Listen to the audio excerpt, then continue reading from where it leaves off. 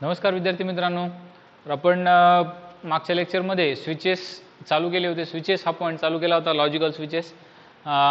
Circuit वगैरे पाहिलं आपण, कसं असतं, काय असतं, ओपन सर्किट, क्लोज्ड सर्किट. परत त्यांचे ट्रूथ टेबल पाहिले होते. ट्रूथ टेबलसाठी सिम्बॉल कोणता वापरायचा हे सुद्धा पाहिला होता. ओके, 1 आणि 0 याच्यामध्ये सुद्धा आपण ट्रूथ टेबल पाहिले होते. तर त्या सगळ्या गोष्टींचा आज आपण प्रॉब्लेम सॉल्विंगसाठी वापर करणार आहोत. ओके, तर एक्सरसाइज 1.5 आपण आज चालू करणार आहोत. तर एक्सरसाइज 1.5 मधला क्वेश्चन नंबर 1 पाहूयात आपण. क्वेश्चन काय म्हणतो पहा. Express the following circuits in symbolic form.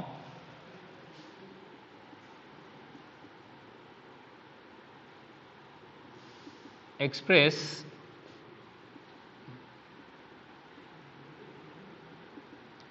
the following circuits in symbolic form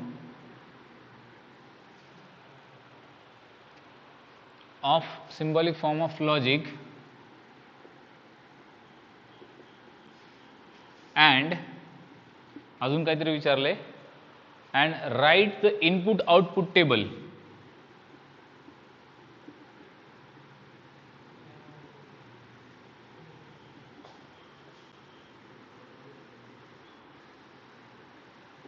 write the input output table. Input output table म्हणजे काय, थोडक्यात तुमचा ट्रूथ टेबल.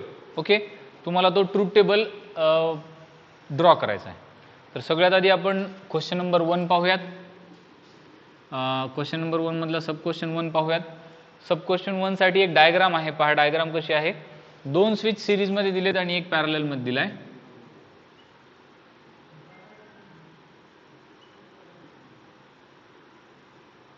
बॅटरी तुम्ही कितीही घेऊ शकता, 2 किंवा 3 घेऊ शकतात, काही प्रॉब्लेम नाही. सिंगल दिली तरी काही प्रॉब्लेम नाही. Okay, lamp glow.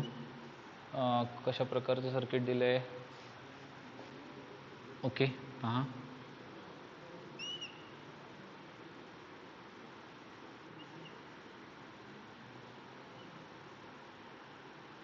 पॉझिटिव्ह कडून निगेटिव्ह कडे, आणि दुसरे दिले 2.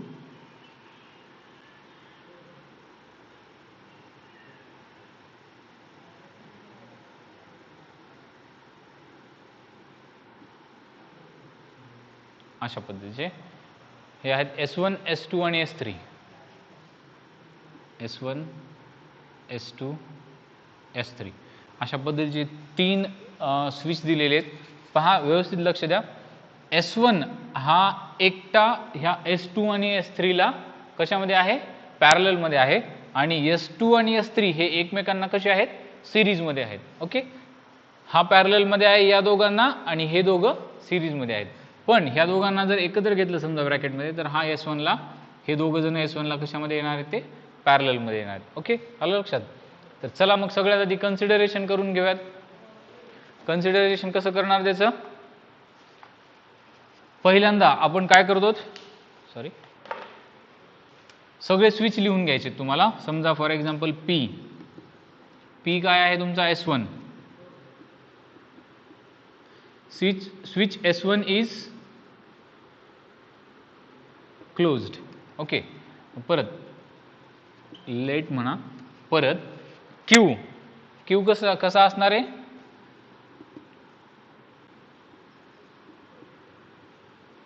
Switch S2 is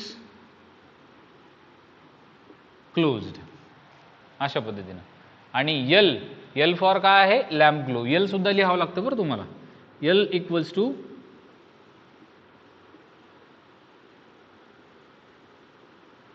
lamp glow. Okay, lamp glow म्हणा, किंवा बऱ्याच ठिकाणी, बऱ्याच पुस्तकामध्ये लॅम्प इज ऑन असं सुद्धा दिले. मग जर तुम्हाला जे कम्फर्टेबल वाटत असेल त्या पद्धतीने तुम्ही लिहू शकता. हे आपल्या भाषेत लिहिलं तरी चालतंय लॅम्पचं. ओके, तर चला मग सगळ्यात आधी काय करावं लागेल, याच्यावरून तुम्हाला एक तुमचा स्टेटमेंट तयार करावं लागेल, logical statement. Okay, symbolic statement. मग काय असणार आहे, द सिम्बॉलिक फॉर्म. पहिल्यांदा काय विचारले पाहिले, express the following circuit in symbolic form. मग पहिला पॉईंट काय असणार आहे याच्यातला,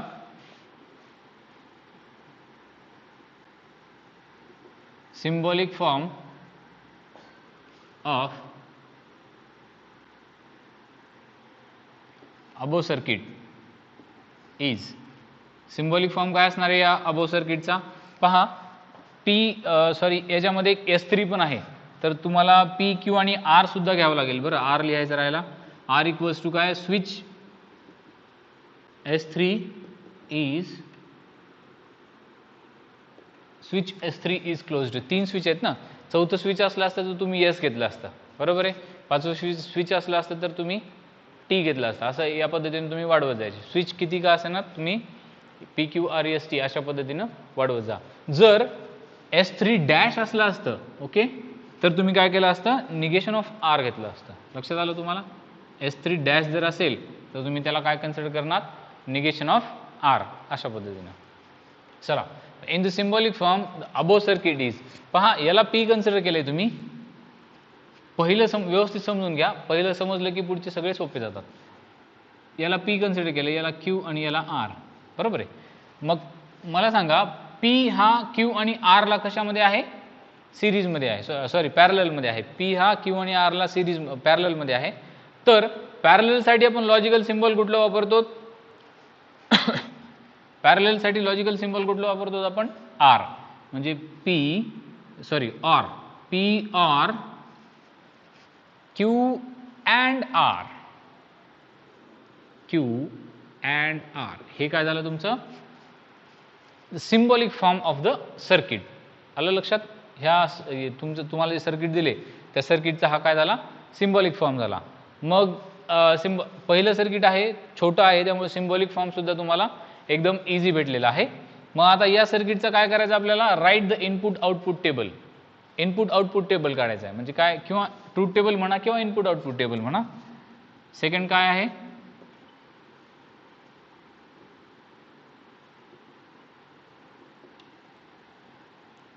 input output table.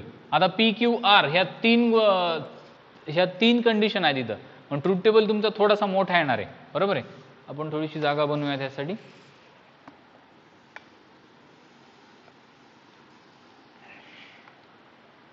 P OR Q and R. पहा, ट्रूथ टेबल कसं असणार आहे? पहिला असणार आहे P, दुसरं असणार आहे Q आणि तिसरं असणार आहे R.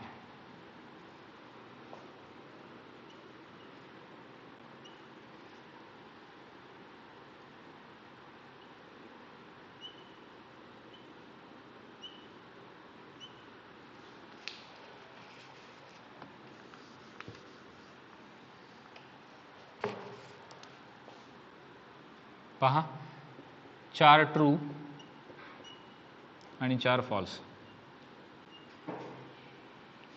2 true 2 false, 2 true 2 false, true false, true false, true false, true false. पहा, सगळ्यात आधी काय करायचं तुम्हाला? Q and R असं याचा ट्रूथ टेबल फाइंड आउट करायचं. म्हणजे सगळ्यात आधी आपण काय करतो? ब्रॅकेट सॉल्व्ह करतो. Q and R काय असणार आहे याचं? पहा, अँड मध्ये काय असतं? जे ट्रू आहेत, ओके, अँड मध्ये काय असतं? दोन्ही ट्रू असतील तरच ते ट्रू असतं, otherwise it is false. Okay. मग पहा, दोन्ही ट्रू कुठे येतात? Q आणि R. इथं 2 ट्रू आहेत, इथं ट्रू फॉल्स आहे, इथं ट्रू फॉल्स आहे, इथं ट्रू फॉल्स फॉल्स आहे. इथं काय आहे? 2 ट्रू आहेत, म्हणजे इथं पण ट्रू येणार आहे. बाकी कुठं आहे का? नाही. म्हणजे अदरवाईज ऑल कंडिशन्स किंवा पॉसिबिलिटीज आर फॉल्स. आलं लक्षात? मग आता P OR मध्ये हा ब्रॅकेट म्हणजे काय? P OR Q and R.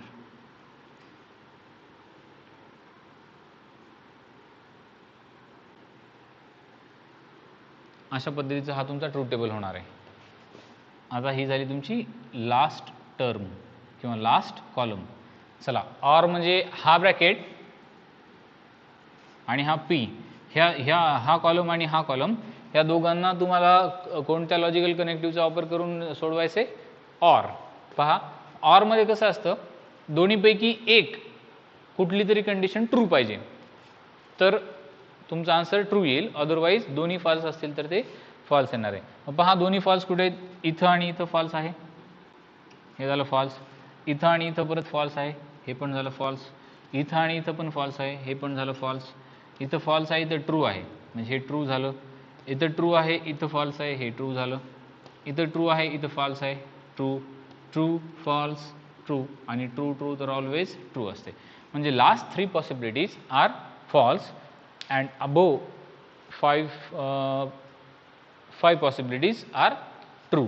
तर अशा पद्धतीचा हा याचा ट्रूथ टेबल आहे.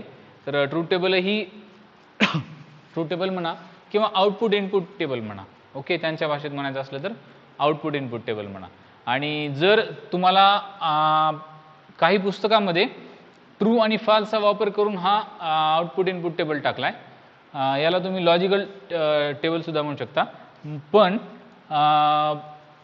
काही पुस्तकामध्ये याला काय दिले, 0 आणि 1 च्या फॉर्मॅटमध्ये लिहिलं आहे, ओके. तर इथं पाहताना आपण तुम्हाला समजून सांगण्यासाठी ट्रू आणि फॉल्स घेतलं होतं, पण ह्याला तुम्हाला लिहायचे कोणत्या फॉर्मॅटमध्ये, 1 आणि 0 या फॉर्मॅटमध्ये लिहायचे. तर मग काय करणार, सिम्पली ट्रूच्या जागी 1, जेवढे ट्रू आहेत तिथं 1 लिहिणार, आणि जेवढे फॉल्स आहेत त्याच्या ठिकाणी काय लिहिणार तुम्ही, 0.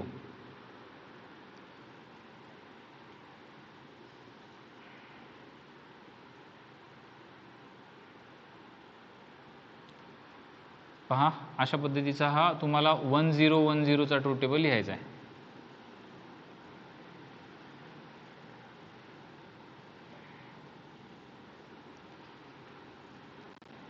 One zero 1 0 1 0 1 0. आता ह्या पॉसिबिलिटी ज्या आल्या आता, ट्रूच्या जागी काय लिहिणार, 1 लिहिणार, इथं काय लिहिणार, सॉरी 1 0 1 0 1 0 1 0 0 0 0 0 0 1 1, ओके. जिथं ट्रू आहे तिथं काय लिहिणार, 1 लिहिणार, आणि जिथं फॉल्स आहे तिथं काय लिहिणार, 0 लिहिणार. आता इथून पुढचे जे ट्रूथ टेबल आहेत किंवा इनपुट आउटपुट टेबल आहेत ते तुम्हाला 1 आणि 0च्याच फॉर्ममध्ये लिहायचे, ओके. ट्रू आणि फॉल्सच्या फॉर्ममध्ये लिहायचे नाही. कशासाठी, स्विचिंग सर्किटसाठी विचारलेले, ओके.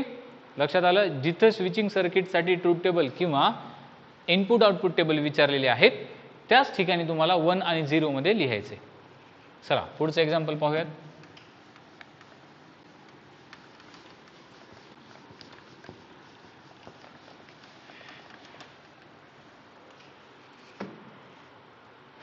पुढचं एक्झाम्पल आहे पहा,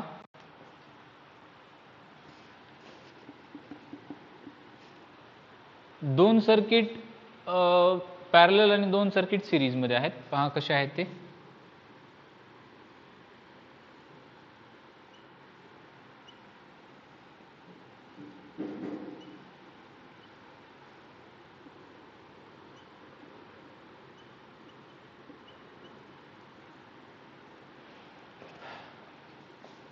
यांना नावं काय दिलेत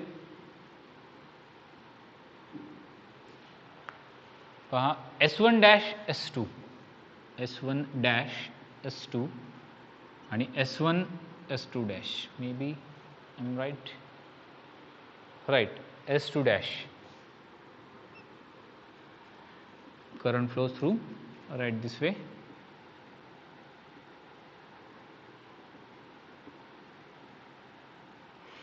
ओके. आता पहा इथं S1 आणि S2 असे दोन स्विच आहेत आणि S1 डॅश आणि S2 डॅश हे सुद्धा आहेत. S1 डॅश आणि S2 डॅश म्हणजे काय, S1 आणि S2 चे निगेशन आहेत, किंवा P आणि Q जर कन्सिडर करत असाल तर ते काय असणार आहे, negation of P and negation of Q. तर याचा आपण काय करूयात, स्टेटमेंट पाहूया सगळे, सॉरी सिम्बॉलिक फॉर्म पाहूयात आधी. पहिला सिम्बॉलिक फॉर्म काय असणार आहे याचा, सिम्बॉलिक फॉर्म लिहिण्याच्या आधी कन्सिडर करून घ्या, let P switch S1 is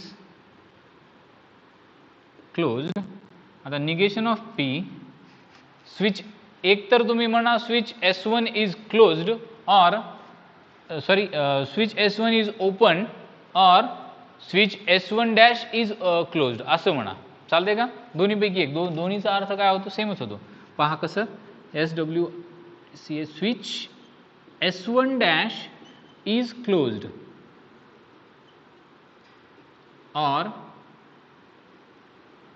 switch S1 is open. ह्या दोन्हीचा अर्थ तेच होतो. हे एक स्टेटमेंट आहे आणि हे एक स्टेटमेंट आहे. दोन्हीचा अर्थ तसाच होतो. मग नंतर काय आहे Q, switch S2 is closed आणि निगेशन ऑफ Q काय असणार आहे? हेच switch S2 dash is closed और स्विच S1 इज ओपन. अशा पद्धतीनं आलं लक्षात. तर आपण काय करूयात, याचा सिम्बॉलिक फॉर्म पाहूयात. आता हे लिहून घ्या आधी. Switch S2 dash is closed. चला, याचा सिम्बॉलिक फॉर्म काय असणार आहे?